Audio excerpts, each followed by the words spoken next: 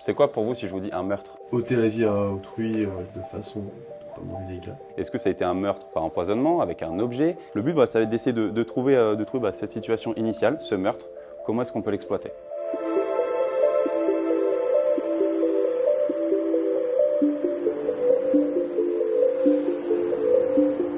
Participer à un projet comme Cours Polar, pour moi en tant qu'auteur, c'est hyper intéressant parce que ça me permet d'aller rencontrer un public qui ne va pas être forcément sensibilisé à la lecture et à l'écriture et à la dramaturgie de manière générale.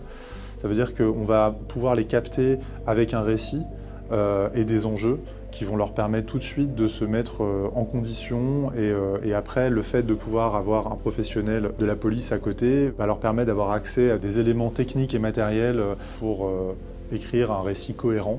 Après la mort des deux enfants, la mère pense que c'est le père, alors qu'en fait c'est la grande sœur qui est jalouse des enfants. La cellule familiale, c'est très très porteur pour un roman noir, pour un polar.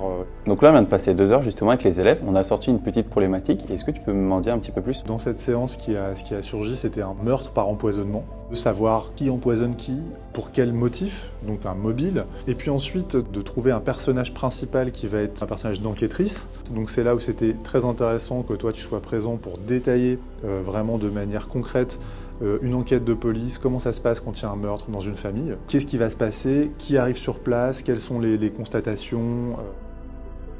Moi j'aurais un petit mot d'encouragement, c'est écrivez. Écrivez, n'hésitez pas à aller au fond des personnages quand vous allez écrire, parce que je pense que c'est ça qui va toucher une bonne partie du jury et des lecteurs.